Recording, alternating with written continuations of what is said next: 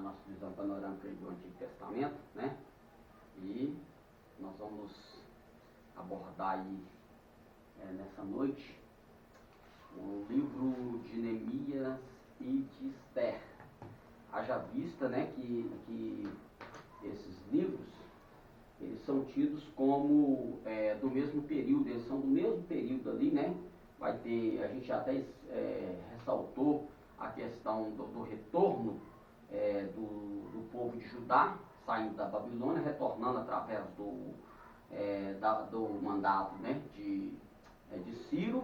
E aí nós vimos que na primeira leva vai vir Zorobabel, né? Zorobabel, ele vem na primeira leva, então ele vai começar uma reconstrução do templo. E aí o povo vai ficar meio desanimado, vão levantar os inimigos, e Deus vai levantar o profeta Ageu e o profeta Zacarias para profetizar, para animar o povo.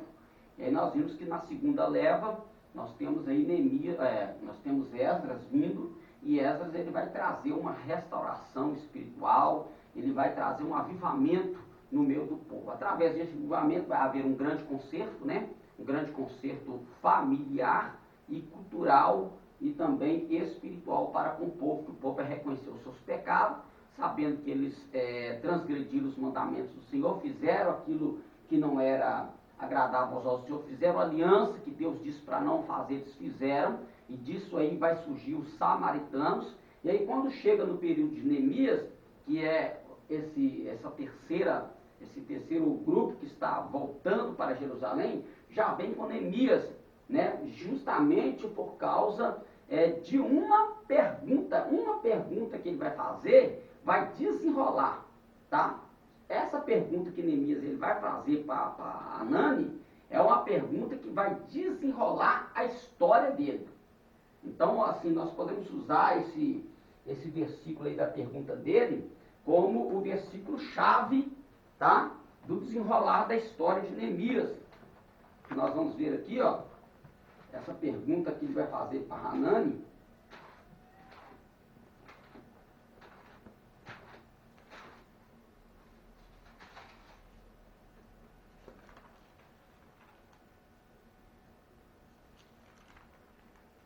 Olha aqui, ó, capítulo 1, a partir do verso 1, as palavras de Neemias, filho de Zacarias.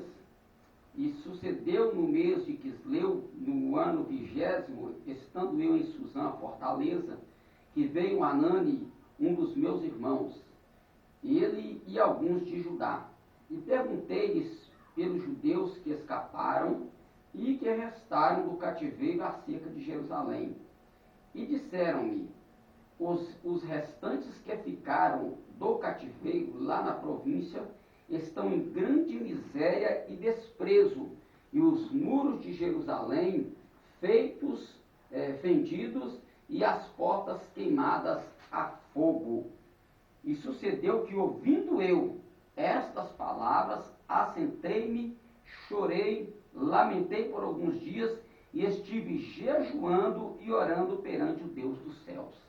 Então, simplesmente por causa desta pergunta que ele vai fazer para Anani, é o que vai desenrolar toda a história dele, porque ele vai se compadecer do seu povo. Neemias, ele tem um sentimento pátrio, tá? Como todo judeu tem, né? Mas ele vai, nesse sentimento pátrio, ele vai sentir a dor e a miséria dos seus irmãos. E é aí, nesse momento, que ele vai entrar na presença de Deus em jejum e oração. Ele vai estar se humilhando na presença do Eterno, e ele vai buscar a face de Deus, a ponto tal que ele vai passar 4 dias buscando a face de Deus, e quando ele vai vai cumprir o seu ofício como copeiro do rei, sabendo que o copeiro do rei, o rei come todo dia, o rei bebe todo dia, principalmente os reis persas, os reis gregos. Eles têm essa cultura de se alimentar bastante, um alimento desenfreado, a glutonaria, a bebedice. Isso faz parte do contexto cultural dos reis persas e gregos, tá? Então, como é que pode um copeiro jejuar? Se ele é o copeiro principal do rei, como é que pode? Nós vemos isso aí uma ação de Deus, né? E o texto vai revelar, né, a Bíblia vai revelar que quando ele vai se apresentar diante do rei, o rei viu o semblante dele e viu que o semblante dele estava mudado, estava diferente, não estava como dos outros dias. E o rei até acha que ele está doente. Você está doente? Está acontecendo alguma coisa, você está doente, porque o seu semblante não é o mesmo. Então o rei já tinha costume de olhar para Neemias, porque ele provava a bebida do rei, porque se a bebida estivesse envenenada, quem morreria era o eunuco, era o seu copeiro, tá? Então ele tomava, comia, e o rei esperava alguns minutos para ver se ele vai sofrer alguma reação física, se alguma coisa vai acontecer, e aí ele então vê que se não aconteceu nada com o seu copeiro, então ele vai se banquetear. Então ele põe a vida em favor do monarca, mas quando ele sente a miséria do seu povo, ele vai se condoer. É um homem pátrio, é um homem que se preocupa com o seu próximo, é uma coisa que hoje nós estamos vivendo um período muito escasso, né? Nós estamos vivendo um período em que o individualismo, ele tem impedido as pessoas de sentir a dor do outro. O individualismo, o eu ter, o eu possuir, o eu conquistar, né? O eu sobressair, o eu crescer, o eu ser alguém, este eu ser alguma coisa na vida, faz com que às vezes a gente se esqueça do nosso próximo. Então Neemias, quando ele vai sentir essa miséria, ele não tem outra forma senão de buscar a presença de Deus. E quando ele faz isso, aí a partir do momento que ele faz essa pergunta, a responsabilidade do ministério cai sobre os ombros dele. Então, quando a gente pergunta para alguém como é que a pessoa está, a gente tem que tomar cuidado com a resposta. Porque a gente já quer que as pessoas, né? A gente, como a gente é cristão, a gente já tem aquele jargão de perguntar, das pessoas perguntarem para a gente como a gente está, a gente pode estar mal. Mas por questão dogmática nossa, a gente vai dizer assim, né, vai tudo bem, né? Ah, eu estou bem, graças a Deus. Eu costumo usar o jargão só vitória, né? Mas você está só vitória, só vitória, só vitória. Mas isso é um jargão nosso. Às vezes o pau está quebrando para o nosso lado e a gente não se abre. Olha, irmão, já pensou aí, você pergunta para mim, aí, pastor, como é que está? Eu falo, rapaz, eu estou passando uma prova, uma luta. Se você for crente, você vai se condoer, você vai me dar um conselho, você talvez vai até comprar a guerra juntamente comigo, que é a postura que Neemias tomou. Hoje não, hoje na igreja a gente se cumprimenta uns aos outros, ninguém quer saber o que está acontecendo com o irmão, se ele está passando necessidade, se ele está na prova, se ele está na luta, é só Deus te abençoe, a paz de Jesus, você para lá e eu para cá. Mas Neemias, quando ele faz essa pergunta, aí a partir do momento que ele fez a pergunta, Deus coloca a responsabilidade nas mãos dele. Então a partir do momento que a gente pergunta por alguém, tem uma responsabilidade sobre nós, de buscar em favor dessa pessoa, né? De se preocupar com essa pessoa. Então Neemias, ele vai estar dentro deste contexto, tá? E o livro, né, leva o seu nome, o livro leva o seu nome como autor, tá? Já o livro de Esther é um livro que vai se desenrolar na história de uma rejeição de festa, que é o que vai acontecer no capítulo 1 de Vasti, né, de Vasti, que ela vai ser chamada pelo rei, e o rei, e ela tinha por obrigação se apresentar quando o rei está se banqueteando, então ela vai rejeitar entrar no banquete do rei. A partir daquele momento, os seus maiorais vão dizer, né, vão dizer para o rei, que se ele deixasse ela sem punição, todas as outras mulheres seguiriam o exemplo dela e os homens seriam desonrados. Então ela vai ser destituída do seu trono, tirada do reinado, então ele vai fazer ali agora um concurso, né, um concurso ali de escolher a mais bela para assumir o lugar de Vasti, e Esther, ela vai ser, né, como ela está dentro daquele contexto ali do cativeiro ainda, né, do retorno, do contexto do cativeiro, justamente no mesmo lugar, na cidade de Suzã, que ela vai se desenrolar. É a mesma localidade que está Neemias.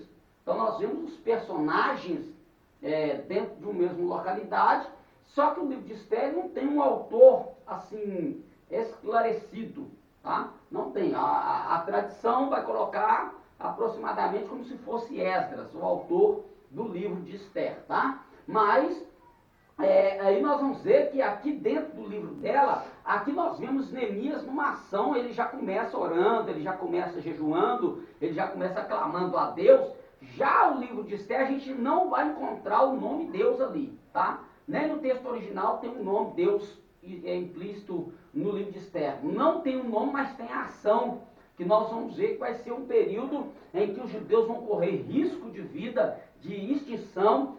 Um espírito antissemita, ele vai entrar na vida de Amã, e esse vai tentar acabar com todos os judeus de Suzã, ou seja, né, todo o reinado ali de Assuero vai passar nas mãos de Amã a autoridade para ele acabar. E aí vai surgir a festa de Purim, ela vai surgir devido à ação que Mardoqueu, juntamente com Esther, vão tomar. E aí nós vamos ver que vai haver que ela vai ter que quebrar uma lei, que é a lei que não se podia chegar na presença do rei sem ser chamada, e diante disso já havia semanas que o rei não chamava ela.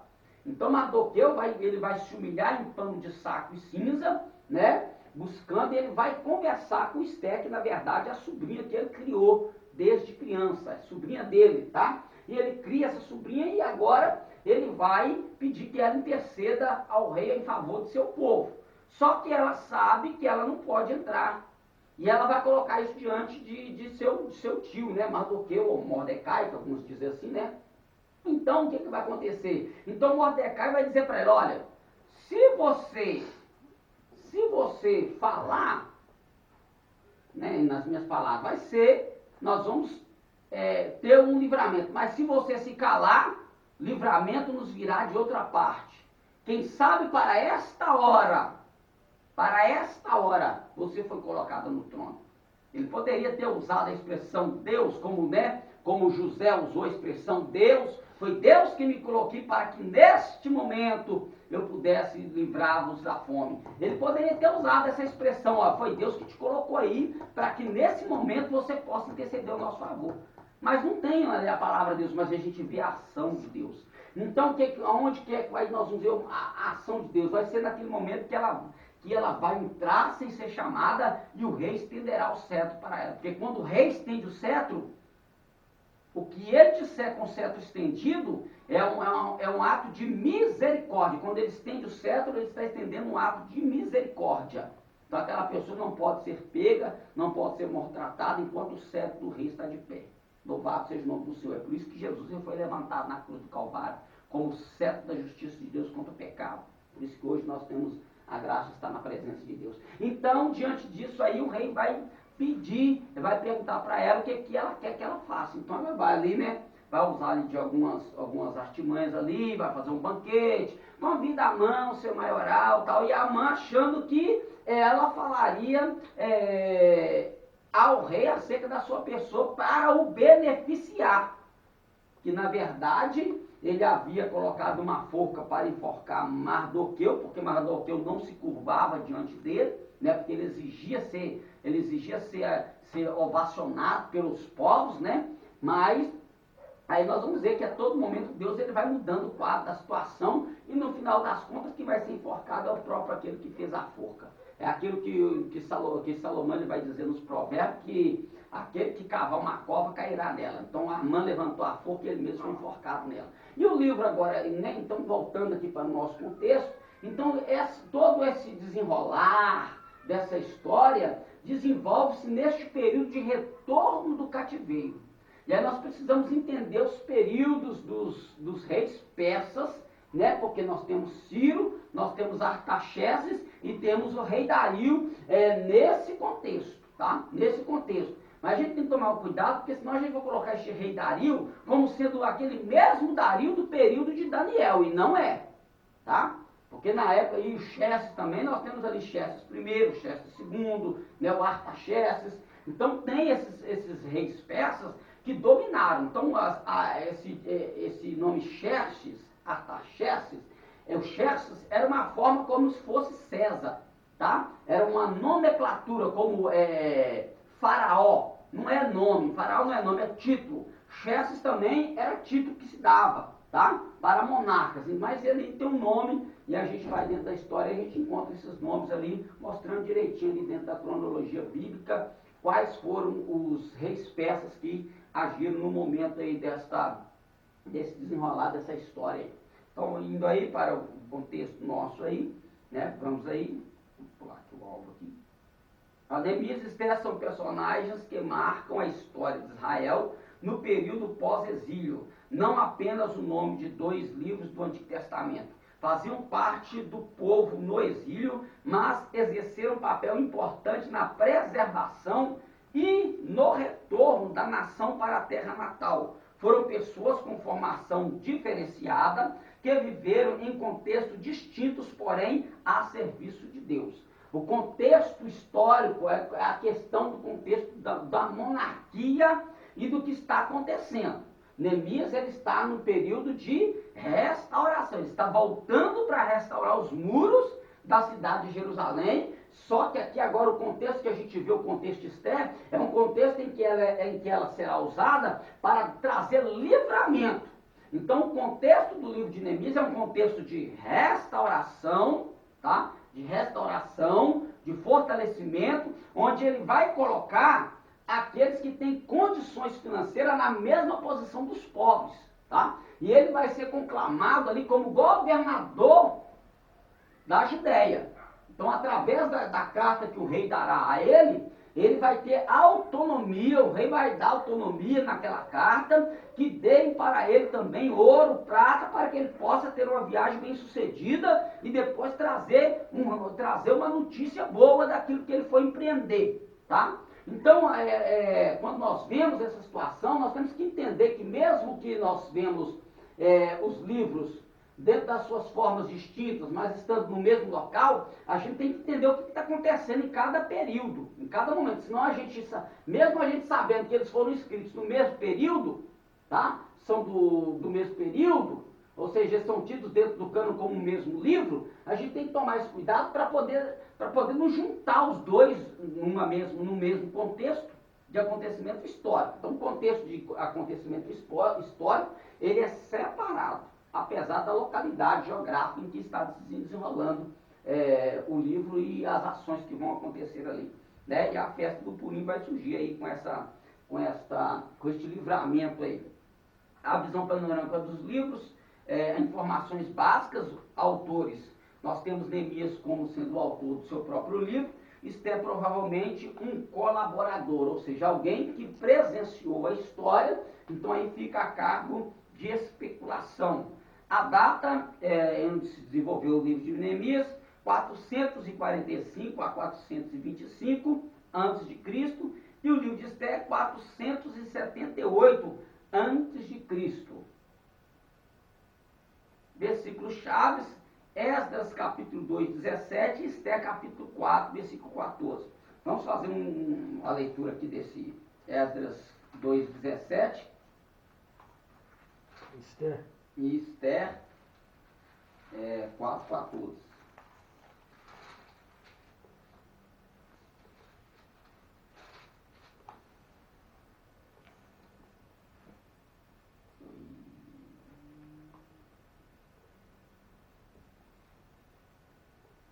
Neemias, não? Neemias, vamos para o Esdras aqui, né? Neemias. Estou viajando na maionese aqui. Coloquei errado aqui. Neemias 2,17. Então lhes disse: bem vedes vós a miséria em que estamos, que Jerusalém está assolada e que as suas portas têm sido queimadas a fogo. Vinde, pois, e reedifiquemos o muro de Jerusalém e não estejamos mais em opróbrio. Então, aqui é o contexto, né, a palavra-chave aqui é para trazer a questão da reconstrução, que eu já citei aqui, né? Esther, capítulo 4, versículo 14.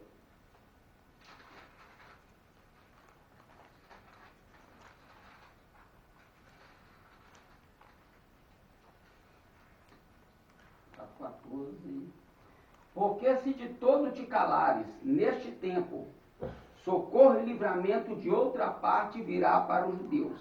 Mas tu e a casa de teu pai perecereis, e quem sabe se para tal tempo como este chegaste a este reino?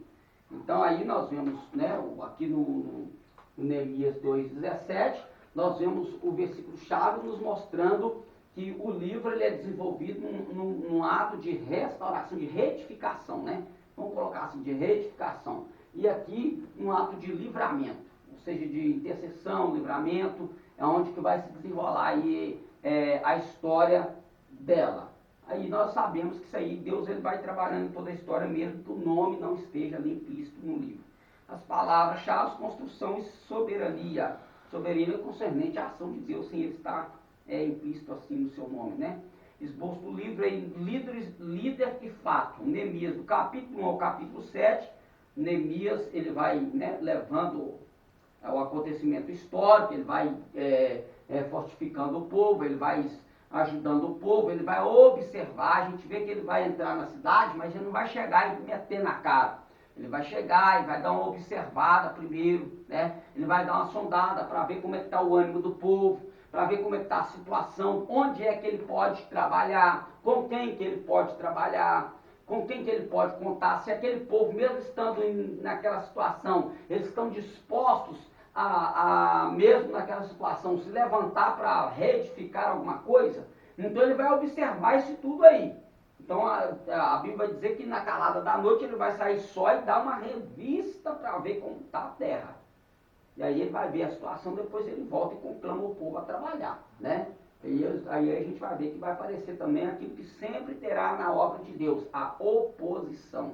O diabo sempre ele vai se levantar para se opor à obra de Deus, principalmente quando se trata de levantar o que está caído.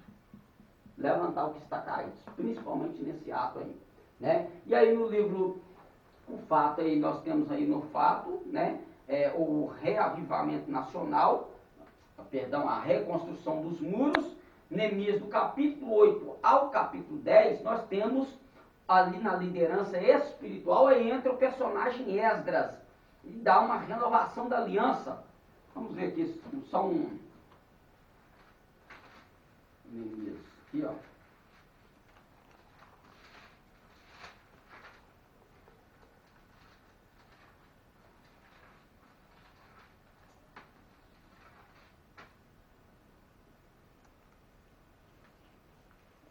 Neemias, do capítulo 8, a partir do versículo 1. E chegado o 7º mês, e estando os filhos de Israel nas suas cidades, todo o povo se ajuntou com um só homem na praça, diante da porta das águas. E disseram a Esdras, o escriba, que trouxe o livro da lei de Moisés, que o Senhor tinha ordenado a Israel. E Esdras, o sacerdote, trouxe a lei perante a congregação, assim de homens como de mulheres, e todos os entendidos para ouvirem no primeiro dia do 7º mês.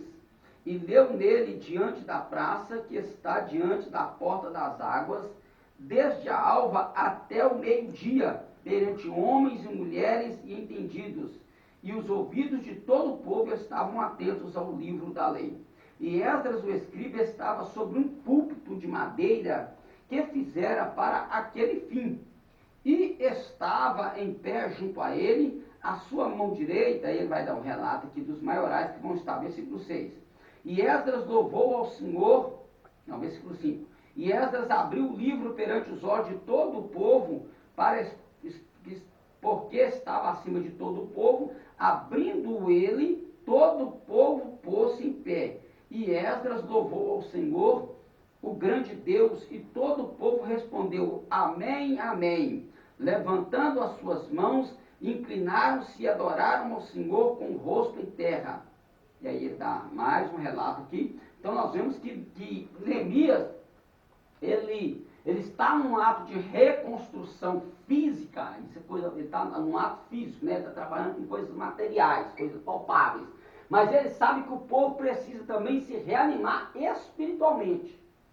Porque não tem como, dependendo do estado de espírito da pessoa, ele não tem força para fazer nada.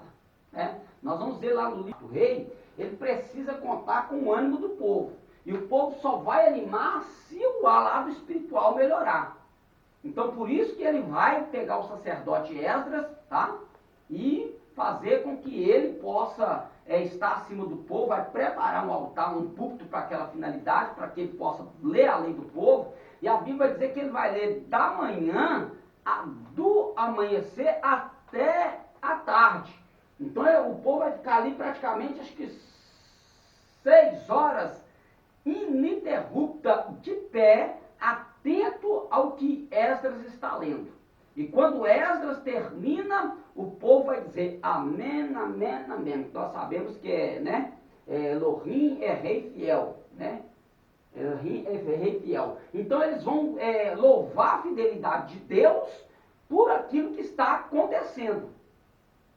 Porque no contexto, quando o Zorobabel está no primeiro retorno, o povo está desanimado, o povo está cabisbaixo, o povo está preocupado se eles vão ter mesmo condição, porque condição eles não tinham, tá? De colocar de pé de novo toda aquela cidade, principalmente o templo. Então nós vamos ver que vai chegar um momento que o povo vai estar tão desanimado com a reconstrução do templo, que eles vão largar o templo de lado e vai correr para suas casas. E vai querer cuidar das suas próprias casas. E aí Zorobabel vendo isso, aí Deus vai levantar o profeta Ageu e o profeta Zacarias para profetizar para o povo e vai mostrar para o povo que eles estavam preocupados com as casas deles, deixando a casa de Deus de lado por causa do ânimo que eles não tinham. Então, quando Neemias ele entra nesse contexto de reconstrução dos muros de Jerusalém, ele vê um povo ainda pobre, ele vê um povo ainda desanimado, mas ele sabe que o que pode animar aquele povo é a lei de Deus. Porque se tem uma coisa que esse povo não abriu mão, mesmo que dentro do cativeiro, eles passaram ali aquela mistura, pecaram contra Deus, se misturaram, se curvaram a deuses pagãos, né? Mas eles preservaram a lei de Deus, eles preservaram a Torá. Então Esdras ele entra nesse contexto trazendo essa verdade para o povo, e quando ele vai ler isso para o povo vai se animar, e o povo vai chorar e vai trazer uma restauração espiritual. E aí nós vamos ver que Neemias ele vai conseguir fazer com que a sociedade em si, ela se una. Ali a diferença social naquele momento de reconstrução vai acabar, porque ele vai chamar os ricos assim, entre aspas, né? Aqueles que tinham mais condições para poder doar as suas finanças. Ele vai também doar as suas finanças, né? Porque ele tem que ser o exemplo. Ele vai doar finanças, os ricos vão doar finanças e os pobres também vão doar alguma coisa para que possa então continuar a reconstrução de Jerusalém, dos muros. E esta obra, ela vai então, quando ela começa a tomar força, aí levanta os adversários. Aí levanta os adversários, nós vamos ver que esses adversários, né, que Gessem, o arábio, Tobias, eles vão tentar impedir que o muro avance. Por quê? Porque quando os samaritanos olham, os samaritanos que a gente vai ler o texto, quando a gente lê o livro, a gente vê que os samaritanos, eles estão querendo participar da reconstrução. E Neemias, corta. Neemias diz que eles não têm parte naquela obra. E quando Sanbalate e Tobias viu que Neemias cortou o samaritano, o que eles fizeram? Eles acharam a brecha certinha que eles precisavam para poder incitar o povo à rebelião para tentar parar a obra. E aí ele vai contratar pessoas para profetizar contra a vida de Neemias. Só que Neemias ele estava numa reconstrução física, mas ele estava atento.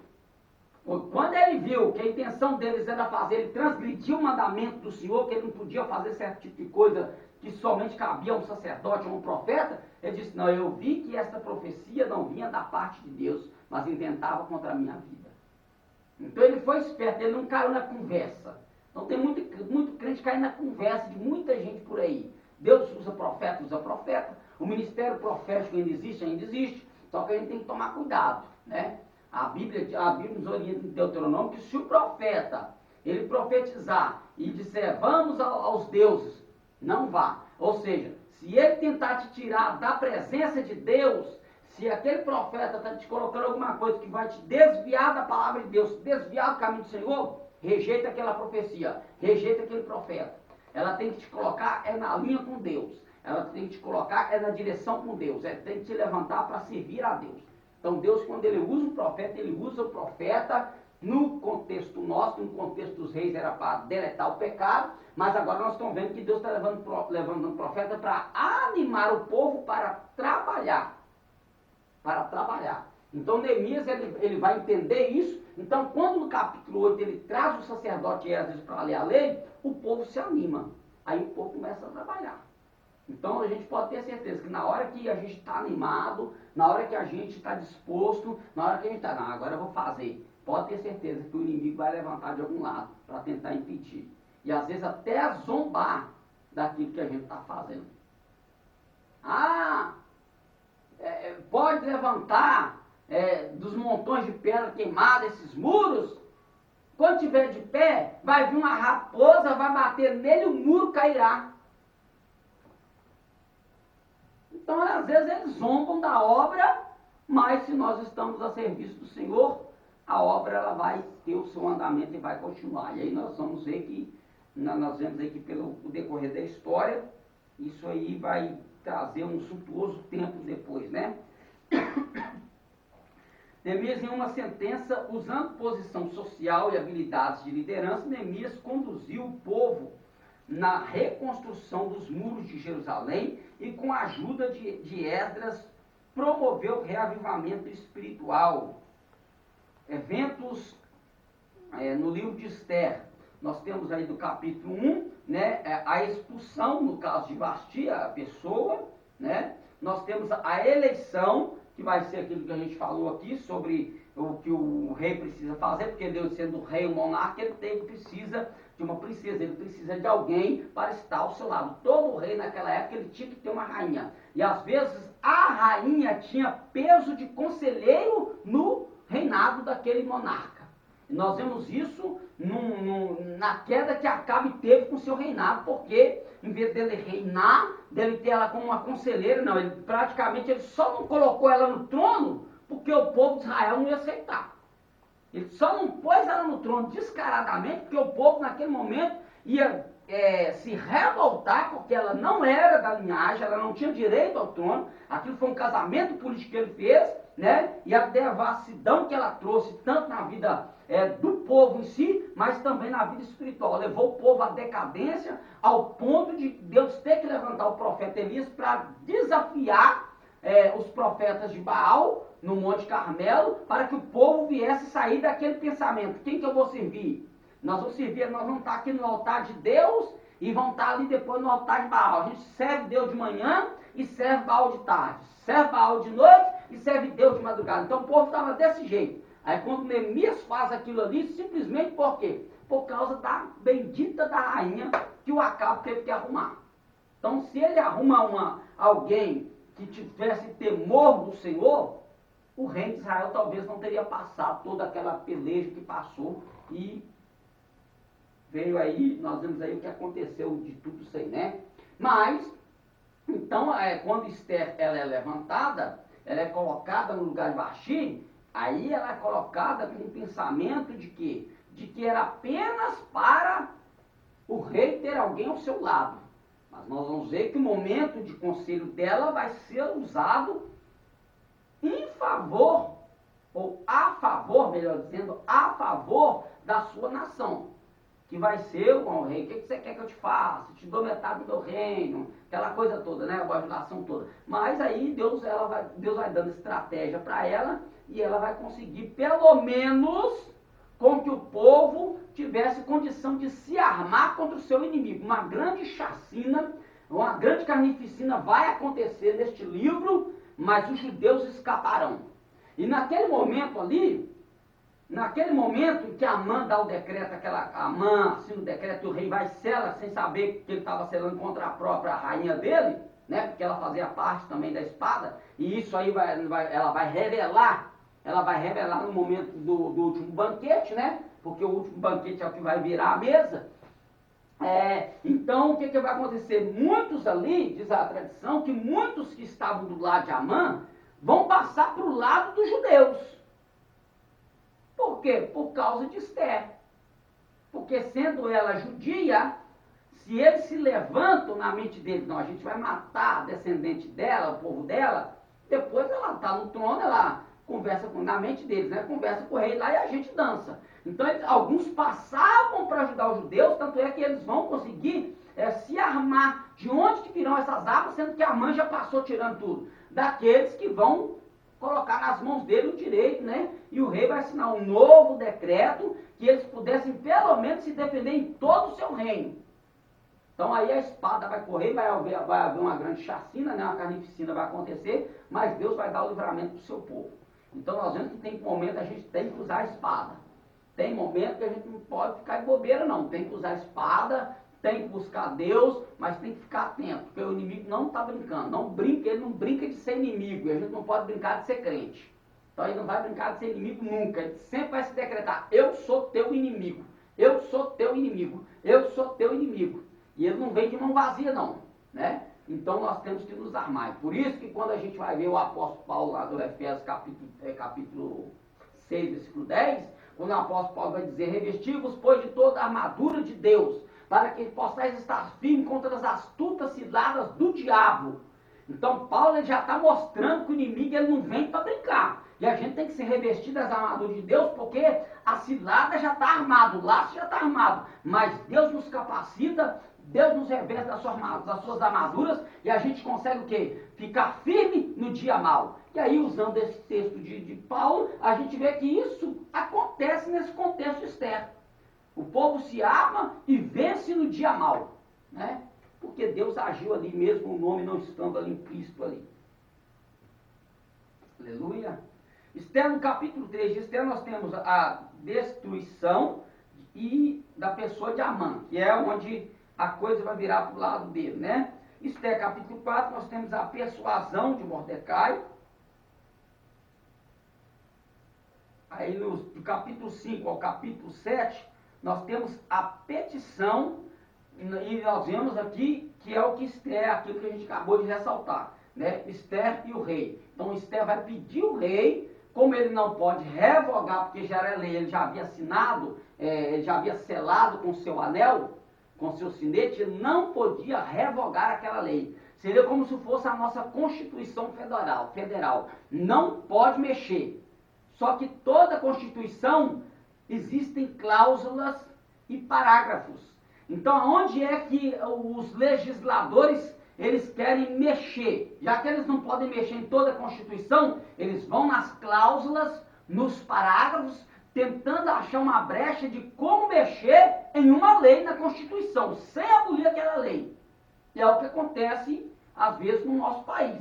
Alguma brechinha na Constituição dá um direito a um poder político a alguém lá para uma certa lei ser sancionada, e às vezes essa lei vai se virar contra a vida de alguém. Então, como ele não podia revogar, mas tinha uma brecha. Esther sabia que ele não podia revogar a lei, mas tinha uma brecha naquele parágrafo. Havia um parágrafo que ela podia mexer. Então ela pede que ele então dê um segundo decreto. E o segundo decreto era que o povo pudesse se armar. Era que o povo pudesse se armar e se defender, seja lá como fosse. Então, nessa cláusula ali que ela encontrou, ele vai e lança um novo decreto. Aí entra a festa do Purim, vai vir depois disso aí, que vai surgir, né? Que eles vão celebrar essa festa aí. Tanto é que essa festa, ela, quando chega a festa do Purim, o livro de Esther é lido juntamente com a Torá. O judeu chega a colocar ele, devido, né, a suntuosidade do livramento, então eles às vezes até colocam ali os dois livros juntos para lerem no dia dessa festa, o de Esther e a Torá. Tá? Colocando, não que eles coloquem em pé de igualdade na essência, mas no agir na ação de Deus, na misericórdia de Deus, que é ali que eles veem isso aí, né? E aí vai surgir isso aí também, aí surge a questão do Yom Kippur, e aí vai surgindo aí as tradições judaicas. Esther capítulo 9, do versículo 17 ao 32, nós temos a comemoração do povo judeu, que é onde eu já falei aí, né, que vai ser a festa que será celebrada. O capítulo 10, nós temos a conclusão e a honra de Mordecai, que vai ser dado a ele no lugar de Amã depois, né? A visão panorâmica do livro de Esther. Esther, em uma sentença, Deus permitiu a expulsão da rainha Vasti para que pudesse usar Esther, a nova rainha, a fim de preservar os cativos judeus. As histórias de Neemias é uma continuação do que Esdras escreveu. Ambos estavam enganjados na preservação e reconstrução de Israel junto ao povo que retornou do exílio, enfrentando as oposições internas e externas. No mesmo período, o povo judeu que permaneceu longe de Israel também enfrentava uma batalha pela preservação e sobrevivência, protagonizada pela rainha Esther. Apesar de viverem todos na mesma época, os três personagens, bem como seus respectivos livros, têm propósitos e ensinamentos diferentes, que é o que a gente ressaltou um pouco aí também. Uma batalha em duas frentes. No livro de Esdras nós temos um alvo: descrever a volta dos judeus à nação e como reconstruíram o templo do Senhor. No livro de Neemias nós temos o relato de como Neemias mostra o amor por Deus e por seu povo e como usa seu talento para o bem da nação, que é essa autoridade que o rei dará a ele de se tornar o governador da Judéia. Esther, mostrar como Deus cuida do povo mesmo durante a disciplina ao cativeiro. Então, tudo isso aqui, quando nessa questão aqui do fechamento da disciplina, tudo isso era uma ação de Deus. Tudo a ação de Deus para trazer o povo de volta para o seu regaço. Então, quando nós vamos à carta aos Hebreus, que ele vai dizer que Deus, ele corrige e castiga o que ama, né, aquele que tem por filho, nós vemos isso prefigurado em toda a história de Israel. Todo momento que Israel se desviou do Senhor, Deus permite o castigo. Não porque Deus está querendo assim, sendo vingativo. Deus não está sendo vingativo. Essas me abandonou? Então eu vou mostrar a vocês quem sou eu. Não, não era nada disso. Deus queria trazer de volta o povo para os seus braços. Era isso, que é o que ele vai dizer no livro do profeta Isaías. Ainda que uma mãe se esqueça do filho que amamenta, todavia eu, Senhor, não me esquecerei de ti. E Jesus vai fazer alusão dessa ação de Deus, quando diz assim: ó Israel, como uma galinha ajunta os seus pintainhos debaixo das suas asas, quis eu vos ajuntar debaixo das minhas, mas não quisestes. Então, mostrando o quê? Que Deus, todas as vezes que Deus, ele via o povo se distanciando, Deus permitia algo para corrigir aquele povo, o povo se lembrar quem verdadeiramente chamou aquele povo como um povo eleito. Então, isso tudo Deus fazia para trazer o povo ao arrependimento e aos seus braços, como às vezes acontece também com muito crente, que às vezes eu até falei isso lá na igreja, que tem crente que ele, infelizmente, ele tem que morrer na prova. Se Deus der a bênção para ele, ele nunca mais quer saber de Deus. Ele nunca mais ora, ele nunca mais vai na igreja, ele esquece da igreja, esquece de Jesus, esquece de tudo e vai viver a vida dele para lá, carregando a bênção no colo. Mas enquanto estava na prova, estava na luta, estava ali: Deus, eu te amo, Deus não sei o quê, e cantando: o Senhor é minha força, a alegria do Senhor é a nossa força, né? Que Neemias vai dizer isso, que a alegria do Senhor é a nossa força. Então até canta esses cânticos, né? Porque está na prova, está na luta, mas aí quando a bênção vem, quando a bonança vem, isso tudo fica para o passado. Então, infelizmente, né? Mas graças a Deus que o apóstolo Paulo diz que nós somos transformados de glória em glória. Isso quer dizer que os nossos momentos difíceis, eles vão acontecer. Mas nós vamos chegar ao quê? A estatura de varão perfeito no Senhor. Tudo para o nosso elevo e o nosso crescimento espiritual. Bendito seja o nome do nosso Deus. Então Deus, ele vem agindo aí, mostrando todo o seu amor para com o seu povo aí. A liderança de Neemias. A liderança de Neemias tem sido reconhecida por muitos autores.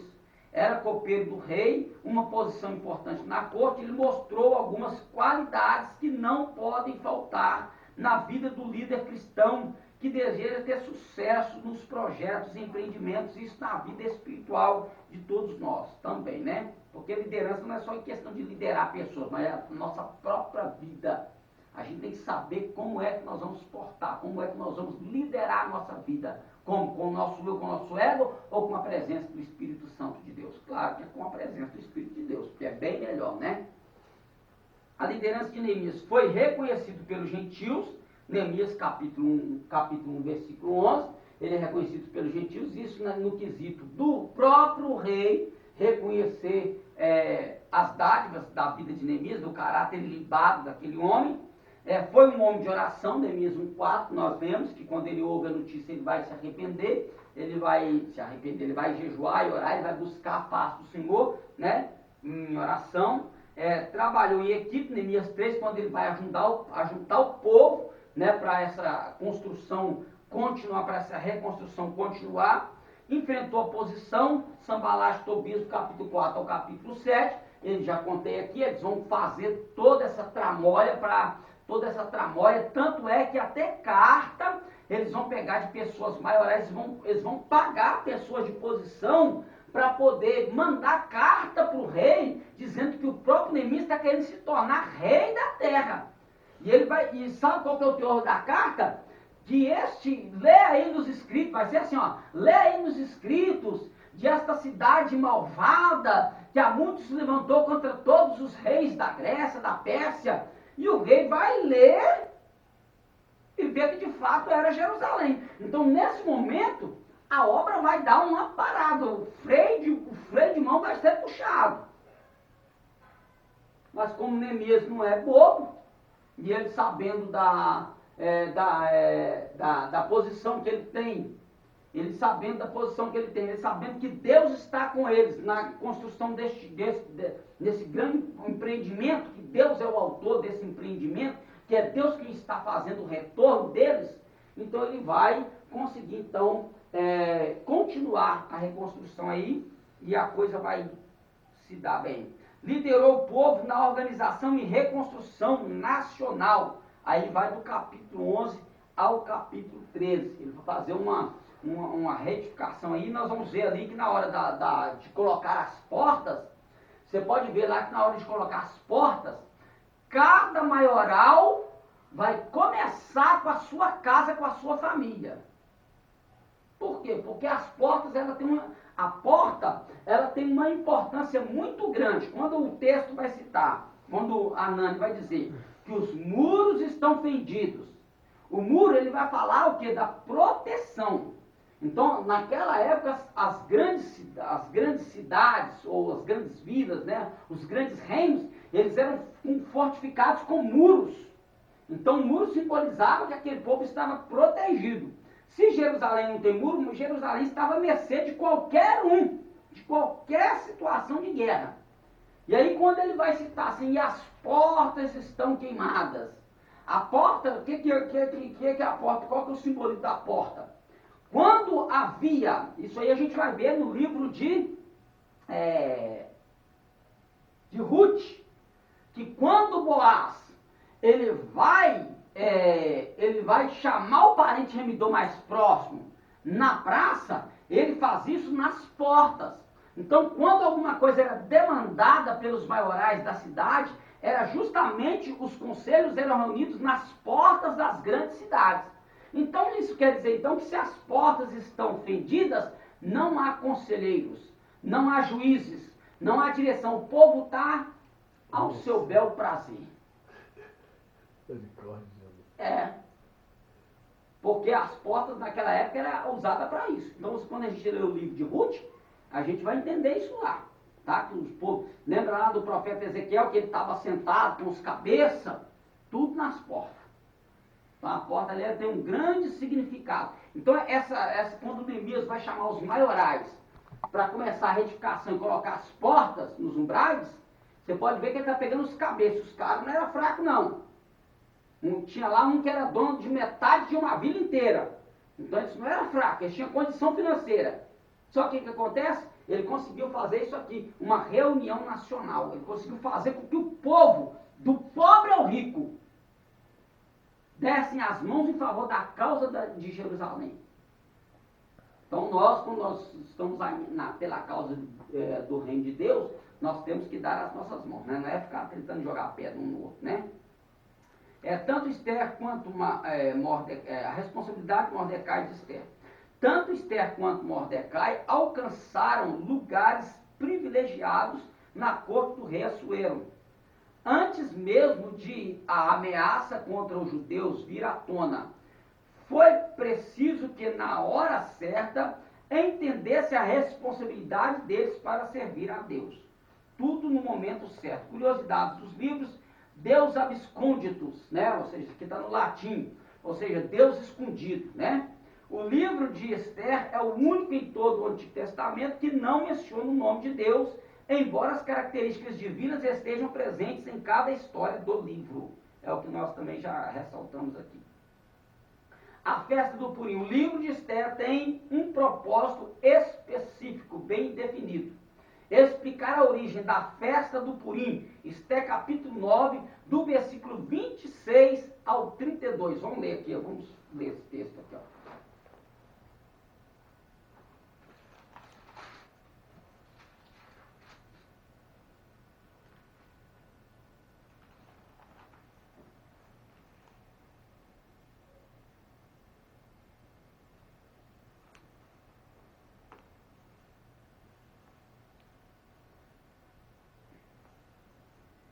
Por isto, aquele dia chamam Purim, do nome Pur, pelo que também, por causa de todas as palavras daquela carta, e do que viram sobre isso, e do que lhes tinha sucedido.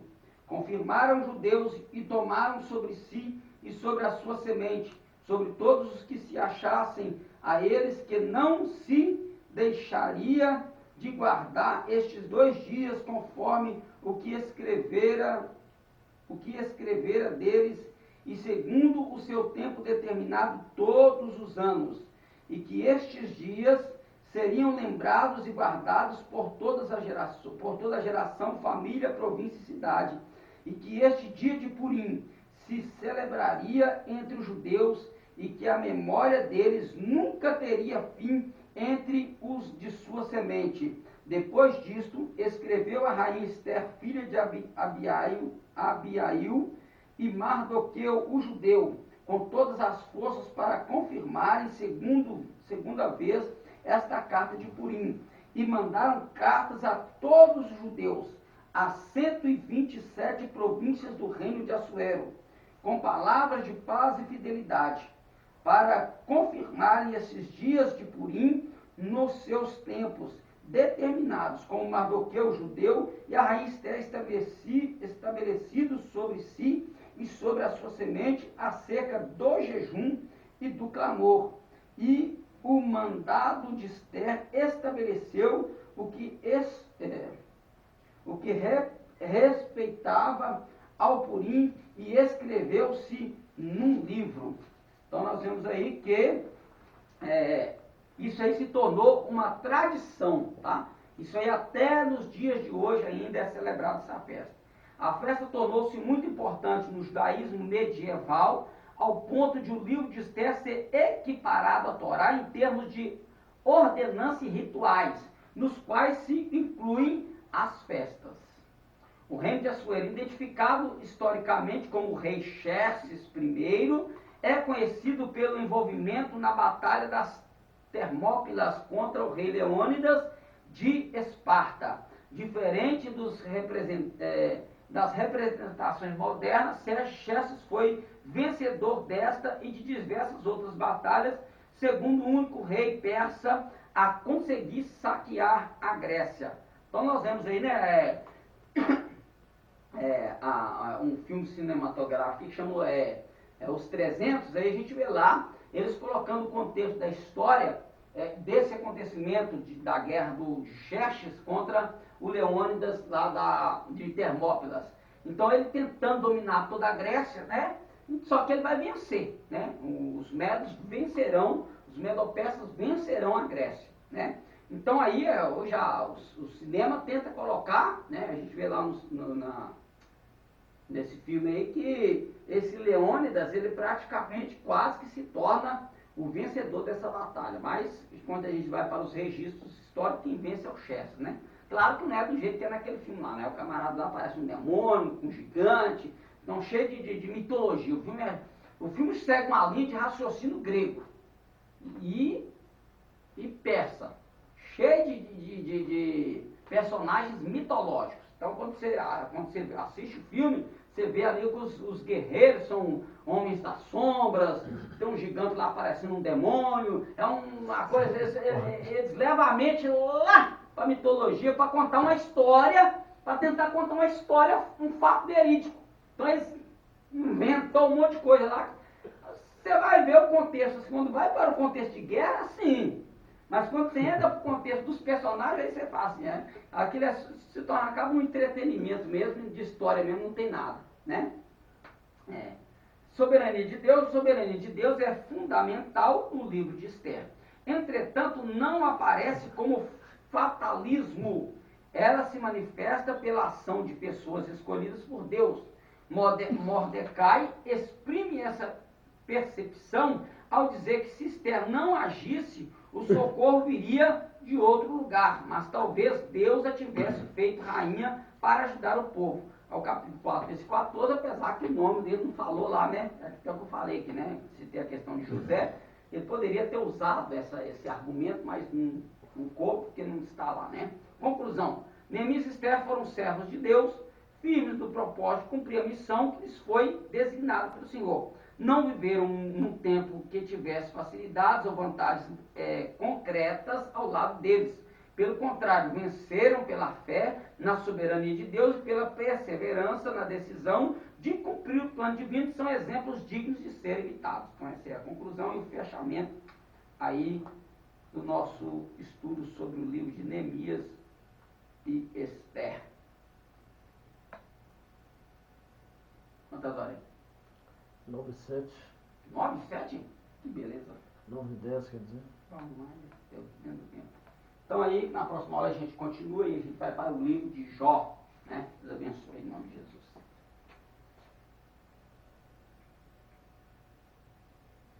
Deus abençoe nosso irmão José Maria, nosso irmão Esdras. Deus abençoe todos vocês do Facebook em nome de Jesus.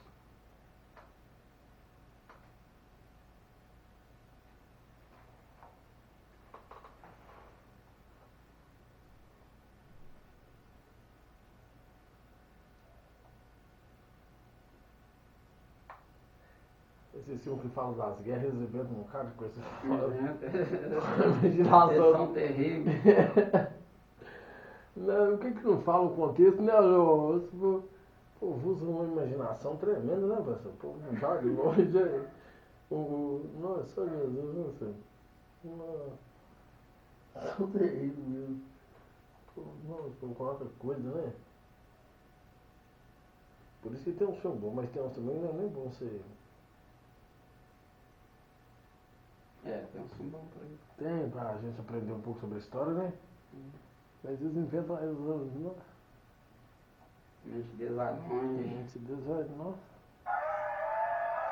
Vai.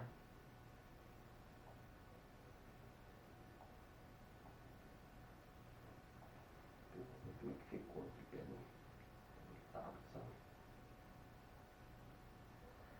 Chegando na residência ali. Em nome de Jesus.